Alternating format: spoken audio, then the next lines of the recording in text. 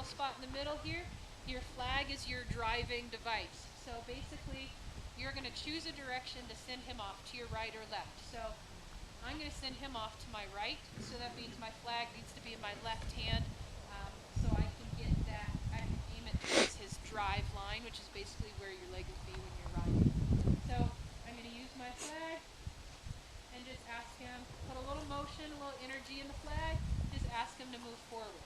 I would like for him to just walk out when we start. I'd prefer for him to not like grab his tail and run off and trot off. Now, if I get out of balance in the round pen, if my position gets out of balance in the round pen, so meaning if I get too far back here, that's going to cause him to either leave, or it should technically, it should cause him to move his hindquarters and stop and face up. So if you get out of balance and get too far behind him, it's going to cause him to stop. Now I'm going to send him off in the same direction, so I stick my flag way out there. Now I don't want him turning tail to me. He was about to turn outside. So anytime he makes a decision and turns his head out like that, I'm going to cut him off and send him off the original direction I was asking him to go. So now I go back to my spot in the middle. Okay, so if I get too far in front of him, like if I walk too much forward, get too far in front of him or something, he should stop or turn. But again, he turned the wrong way. He turned with his fence, or his head into the fence, his tail came towards me. I always want to see, 99.9% of the time when I ask the horse to turn in the round pen, I want to see two eyes. I want to see them look at me. Alright, now if I want to on purpose ask for a change of direction, I'm going to back straight up away from him to the other point on the round pen. So, like if I divided the round pen in half wherever he is, I'm going to back straight up. He's like, what are you doing? I'm going to back straight up to that other halfway mark. So if he's there, I'm going to back straight up here. Now, again, I don't want him to turn out of there. I don't want him to turn out. I want him to look in at me. Like that. So if he turns out like he did over there, I'm going to step towards the fence in front of him and cut him off and send him back the other way again. And then we're going to, it's like take two. We're going to try again. So now he's faced up to me. He stopped, which is fine. He may or may not stop when you ask for a change of direction. He may continue going. But now that he's faced up to me, I can switch my flag, come around this side of his shoulder, and start walking in towards him and ask him to go off to my left. Back to my spot in the middle. He doesn't get to stop and try to turn on his own. If I see that happening, I go in front of him to the fence with enough room that I'm not going to get myself run over.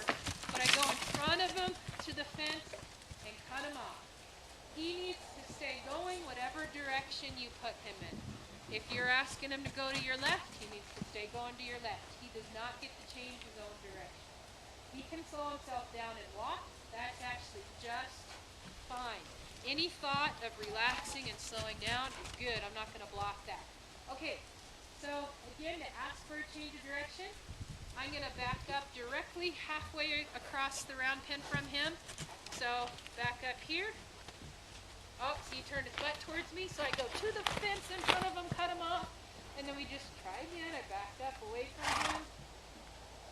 There. That's good. And then he's going on his own, which is fine. I go back to my spot in the middle. Now, if I want him, he read my mind. I was going to say if I want him to pick up the speed and canter, kiss means canter. So I'm going to, since he's kind of there, I'll wait for him to stop.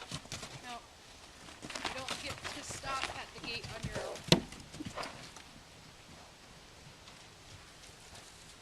So he's thinking about doing it on his own. Okay, so I'm going to kiss to ask for the canter. That's pretty good. Now I can get a change of direction even from the canter. So I'm going to back halfway across the round pen. Switch my flag to my other hand. I'm not going to rush him back out there. I want to encourage the stopping and thinking. So I'll pause for just a second, but then I'm going to, my flag's out this side. side to push his shoulder that way. And I'm going to send him back up. And you got your flag in your left hand, and he's already set up to go off to your right. And you might hold, yeah, there you go. Perfect. Then you can let your leading hand, your right hand, let it relax. There you go. So I'm not against pointing to tell your horse where to go, but I see a lot, you got in front of them. Yep. So I see a lot of people that just keep their hand out here the whole time. So, you know, once he's going off the way you want him to go, let it drop. Here's my other slight beef with pointing. It's a personal thing, so I'm not saying it's wrong and you can't do it. It's just kind of my slight beef is horses can learn to follow the idea of pointing, but when you have one hand here going up like that, and your other hand here with the flag, it's like, it's a little more, it's less clear to them which way you want them to go. So you could point, but maybe not, you know, so tight in your hand up there, you know, maybe just have your hand, yeah, exactly. So that is softer and more subtle, and then your flag is stronger, you know, so it's not like pointing at the flag, you know, that sort of thing. Okay, so ask him to go off to your left. Good. Yep, perfect. And then you just get back to your spot in the middle. And you might have your flag more out to your side or more, you know, towards him. Yep, step to the fence, cut him off, keep going, yeah, perfect. Really nice. Now be ready if he does that again to do the exact same thing. And you just keep thinking about, that totally was not you that time at all, that was just him stopping. But you keep thinking about your position in the round pen and kind of staying right in the middle and not causing him to stop, you know, accidentally or anything. So before you do anything else, I'd like to see him just trot around. You know, he's kind of doing this and scooting off, and he thought about stopping. That's good. Good. Yeah, perfect. Okay, when you're ready, I want you to ask for a change of direction. So you're going to back straight up away from him, switch your flag, and send him off the new way. Good.